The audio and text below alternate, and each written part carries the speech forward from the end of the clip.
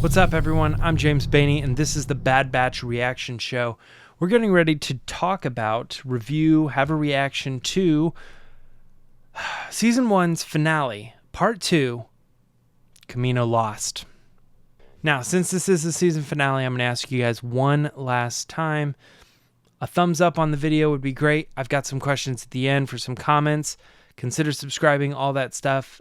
That is very appreciated. Thank you very much. It's been a long season. Maybe a thumbs up. Thanks. Now, I don't know if I'm the only one, but I think I'm a little underwhelmed by a season finale. I liked this episode as an episode, but I don't know that it really held up as a season finale. We can talk a little bit more about that. I want to talk about the episode just as we go through it, how we normally do, because there's a lot of really good stuff in this, so let's go ahead and talk about it. Number one, you guys have been following for a long time, so you know my regular theme. Wow, the visuals. These scenes are absolutely incredible. Above the water, below the water. It's so crazy. The imagery that they're putting into my head, you know, of this facility and all of its history being shot down, the way I don't know, something about the rain, the bolts in the night, the fire, everything. And they do a really good job for the most part of putting you in that scene when it's being turned over and the Bad Batch are inside. They're trying to survive. It's loud, it's collapsing, it's scary, and then they keep pulling out to that really wide, calm, echoey, you know, in the background, and you can see the entire thing falling over. So many things about this episode reminded me of, like, the Titanic. I obviously the real thing or whatever, but I'm referring to the movie, the way it was filmed. So many things happening inside where the ship is falling apart. You can hear it collapsing. You're worried about getting out, and then they just pan out, and it's just this unreal shot of this ship, you know, flipped up, and it's lit in this completely dark sea. It's haunting, absolutely haunting.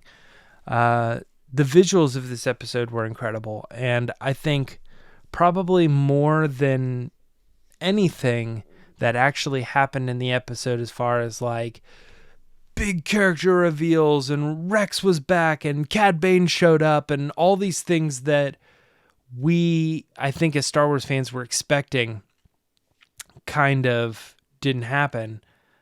This will probably be the legacy of the end of season 1, is the destruction of Kamino, and just unfortunately watching it happen. I guess you could say fortunately watching it happen. I mean, I'm really happy that these episodes exist as a reference point, as a thing that we got to live through, if you will. But the absolute beauty of some of these shows, the new seasons of Clone Wars, Resistance, Rebels as well, sometimes just the way the animation is put together, it's just so stunning and beautiful that it's worth it, even if the story doesn't hold up. But, you know, in this case, I think the story holds up. It just was underwhelming a little bit. One thing that was not at all a failure over the season was the growth of Omega. And I think in this episode, probably more than any, which is a big highlight for me, is seeing how far this character has come as far as the ability to think through a problem, sheer bravery, and the courage to do what they need to do no matter what to save the people that they care about. I think that even through general childish stupidity, you can see that bravery coming through as like, that was a dumb move. I'm really glad you did it, kind of thing. Yeah, Omega has come a long way being led by these people who are essentially her parental figures. I honestly can't wait until season 2 just to see how far she's come in the long run, in between seasons, and by the end of season 2, like, where are we at? Hopefully there's even more growth there. But I think this episode did a really good job of showing us, even though they didn't show us again, like, where she started, just seeing so many of the things that she'd done in this episode, you can be easily reminded that that's not the same Omega that we started this journey with, episode 1, when we were introduced to that character. This is someone new, someone unfortunately older, but much wiser, and, like I said before, much braver. As I mentioned before, there were plenty of things that I was kind of speculating would happen as far as characters showing up. Specifically, I thought they would lead into this final episode with a big kind of reveal that's going to lead into season 2 with, like, say, Boba Fett showing up. And that didn't end up happening. And kind of what we got was the finale of where we left off with part 1. And I can't blame them for that. Episode 15 ended with the beginning of the destruction, and to underestimate how much time it's going to take for them to get off of this literal sinking ship is kind of downplaying storytelling in general. We saw Kamino being fired on and shot down, and to say that they could have gotten off that thing and went back and killed Rampart or whatever, all in 15, 20 minutes or something like that. It, like I said, it downplays kind of what the real story is and how dire of a situation they were actually in. They shouldn't have been able to just get off of this thing in the first 10 minutes of the episode, and them being able to navigate through this maze of death with their archenemy at this point, and still managing to have a lot of those character discussions along the way between good and evil, the Empire, and whatever is next for the Bad Batch themselves, whether they're just mercenaries or fighting for a rebellion, something along those lines. They just, Empire or not Empire, whatever it is, you got to applaud them for that. And I think that really showcases how important the final minutes of this facility on this planet really are. So there you go. I feel like these reactions that I've been doing oftentimes get, rethought later after it's not 30 minutes or whatever after I watch the episode. Sometimes I do these reactions and I have my opinions on them, and then later I go look at the comments you guys leave and I say, oh, that's true. Yeah, oh, okay, I didn't really think of that. It's because it's a reaction, it's me talking about what I just saw. And even starting this episode, I said, kind of underwhelming. And as I'm talking through it, I'm reconciling the fact that I think they did the right thing with how they played out this episode, as for the reasons I've already stated. Because it seems like there's, potentially like 5 steps to this, you know what I mean? They're trying to get through this problem, and then they make it to their room, but then they're stuck in their room. Okay, well, they're next to the tubes. Let's get in the tube. All right, they're going through the tube. The tube is getting, it's breaking. It's being attacked by the creature. All right, let's get through that. Okay, we're now in this room. We're up, we need to get up using the, I guess, tubes again, to get out. There were multiple steps along the way that I kept thinking, well, how the heck are they going to get out of this? So this is the final scenario, and then they managed to make it through every time. And I'm along that journey the whole way going, man, that was surprising. I did not expect that. And it is kind of odd. I think this episode probably had more moments where you felt like that was the conclusion. This has got to be it.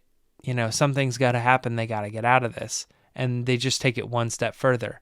It almost makes me think that it probably had more than any other episode this season, those twists and turns and those last minute survival surprises. So again, like I said, I'm kind of walking my way through it, talking my way through it, and I'm getting happier and happier with the season finale as it goes along. I have 2 minds on Crosshair. In one sense, I really respect the play that they decided to not have Crosshair rejoin the Bad Batch. He stays the villain. He stays struggling. And in a lot of cases, it reminds me of Callus after the Honorable Ones. It's an episode of Rebels where he has the opportunity to make a choice and he decides to stay with the Empire. Truth be told, though, in the long run, that recognition of his choice makes him realize that he made the wrong one. So this still plays in my head that Crosshair could eventually come back to the Bad Batch. But the way they've done it right now is they've left him there as his choice has been made to stay on the Empire. That being said, and that's fine. That being said, though, I don't feel compelled to his argument. And I know that's partially because we just know the Empire's the bad guys. We know how ruthless the Empire can be. And he is making a choice about his future and doesn't really know exactly how it's going to turn out, but he thinks he's making the right choice. That being said, though, I feel like the Empire demonstrated themselves many times that they did not care about him and that they would destroy him in an instant.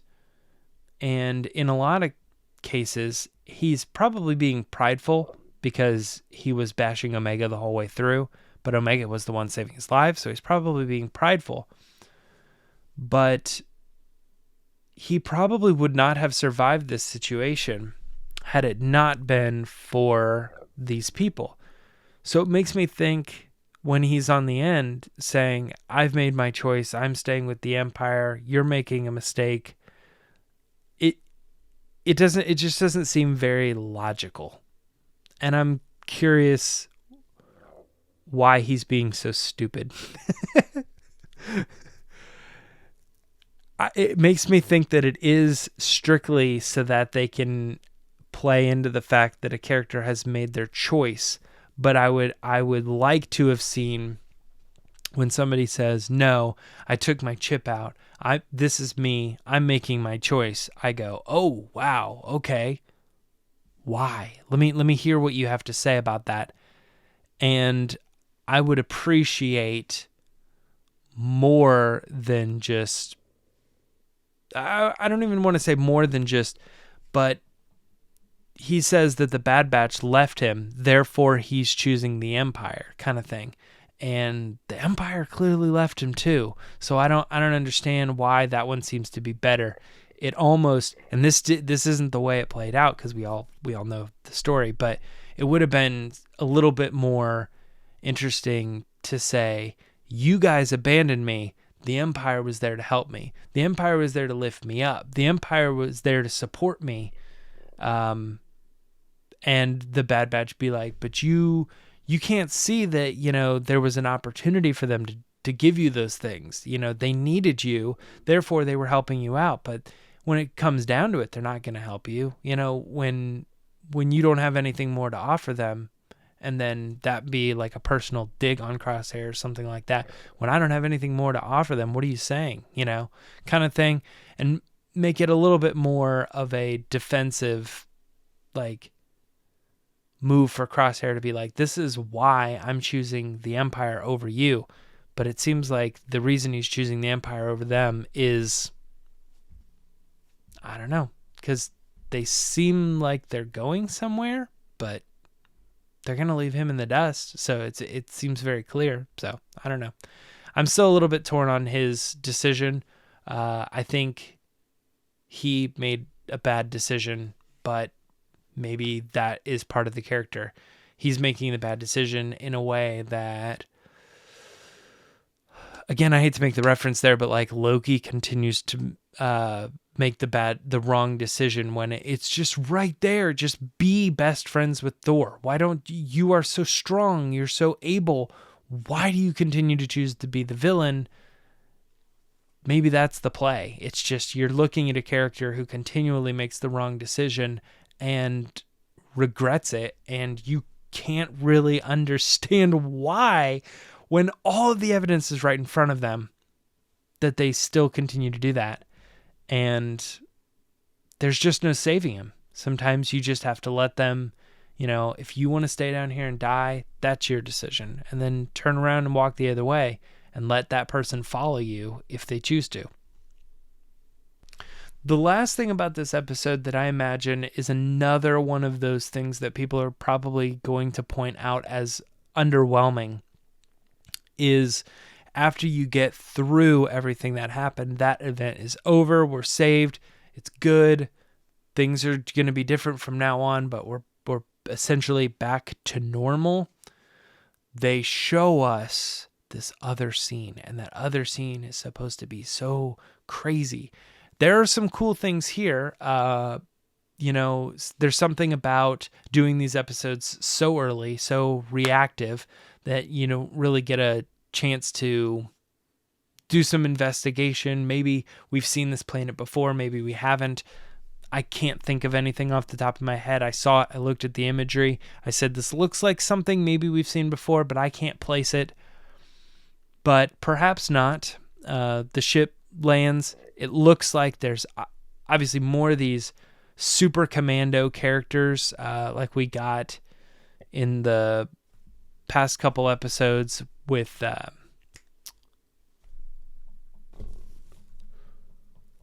what is it? Scorch. Got it. Yeah. With the character Scorch, kind of a reveal that maybe there's something in there. And then when we get down to this planet, it looks like there's a lot more of these types of characters. So you could speculate that we're going to get some stuff maybe from Legends, that they're bringing in some new characters potentially. These obviously seem like characters that the Bad Batch might have to face in season 2. But the core of what we're looking at is Nala Se, the scientist that worked on the Bad Batch, that they've been setting up as, oh, this is Nala Se's private laboratory. Private lab, and she is very capable of doing great things. So we're looking forward to having you here. And you obviously got a character with that patch on the side that looks a lot like what we've seen in The Mandalorian. So speculate away, but I still think we're kind of left going, oh, that was your big surprise twist ending. Nala Se is still alive, and she's still being used for her knowledge and her ability in science. I think I already knew that. I could have speculated that based on just what happened in the last episode. that they were using her. The only thing that was really revealed is that they're, are humans who are helping through the research, and this is probably where we get those characters from Mandalorian. I don't know. Wasn't super connective or surprising or gratifying when it comes to that final scene, kind of like a after credits scene of Star Wars, or I'm sorry, not Star Wars, like a Marvel movie or something that teases the second movie, like a DC movie or something where you get to see like Lex Luthor is still alive and he's planning things or whatever, the mother boxes kind of thing. I don't know. I was kind of like, I think I already kind of knew that. So I see the planet and I see that humans are there, but underwhelming twist ending, if you will. We're there. I've got a couple questions for you guys as we have now talked through the entire episode. Again, I will say this before we get to the questions. I think I'm happy with season 1. I think that nobody expected the show to be good. I mean, some people probably did, but I don't think the general Star Wars fan expected it to be good. And then as the episodes continue, we grew to love the characters and we got invested in the story, and it was more personal than we expected for a group of clones. We have like 5 of the same character. So how exciting can that be?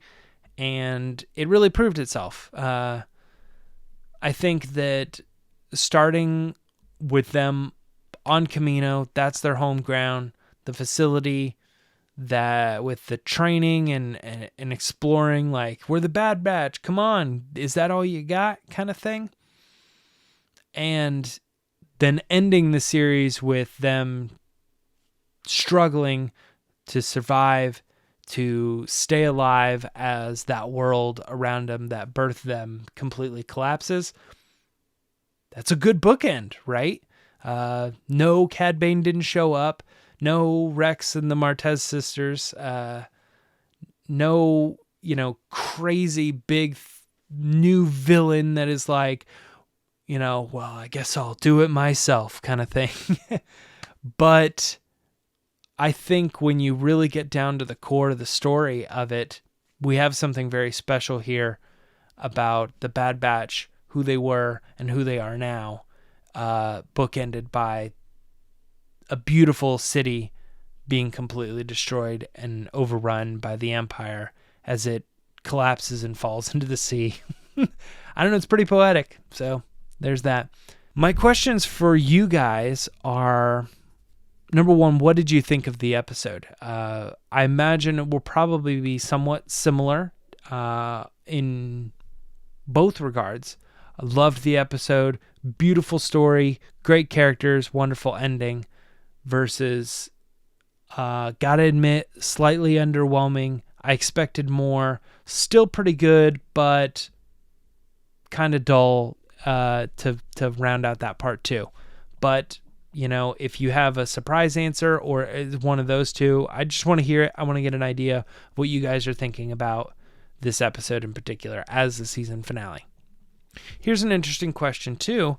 How would you rank this season against other shows' first season? So try to take yourself out of the bubble and just kind of remember, what was it like when we finished up that first season of Rebels? Forget season 2, 3, and everything else afterwards. What were we feeling when we watched Kanan and Ezra defeat the Grand Inquisitor and go, I don't know, maybe the show's not going to be terrible like the first few episodes were, or whatever your thought on that show.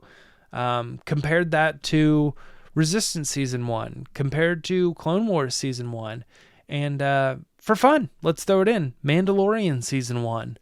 How did we feel with this character who we've been introduced as bounty hunter, and then by the end of it, we have him with his core group of friends, somewhat defeating the Empire and feeling like they're free and they can go on their own, you know? How does that compare as a story of characters to Bad Batch Season 1? And my final question for you is, now that we've seen this, Season 1 of the Bad Batch, which obviously sets forth things about Boba and Omega, right? All these questions. Do you have any predictions for the book of Boba Fett? We recently did an episode on the Resistance broadcast, bold predictions for the book of Boba Fett, and I said a couple of these that I thought might be the case, as we have Bad Batch Season 1 existing mere months before the arrival of a new live-action show, which clearly involves a character who feels like a loner, having now been shown that that person has family out there, a sister. I don't know. There's some connections there between some of the characters that are involved in both shows, including Fennec Shand. So I want to know, am I crazy, or are you guys on the same page as I am, that this show might actually have some direct connections with Book of Boba Fett? And do you have any bold predictions for that show? So I think that's it. This is going to be a wrap on Season 1 of the Bad Batch reaction show. Thank you guys for joining me, for coming and visiting every episode, for listening to all the words that I have to say as I react to it and say I did or didn't like certain things and you guys agree, or point out things that I didn't notice. It's been a journey for me to learn so much more from your perspective as well, and hopefully maybe some insight into the episode of the world of Star Wars if you missed it, from myself giving it to you. Thank you so much. Like the video, comment, subscribe, continue to subscribe. I guess, we'll probably see you doing the Book of Boba Fett reaction show or whatever we end up doing there. Probably something similar to this, or maybe we'll switch it up and do something different now that John and Lacey will probably be involved in those reactions and those things as well. But yeah, it has been fun. It's been great. This is the end of the Bad Batch Season 1. I'm James Baney, and I guess I'll see you next year.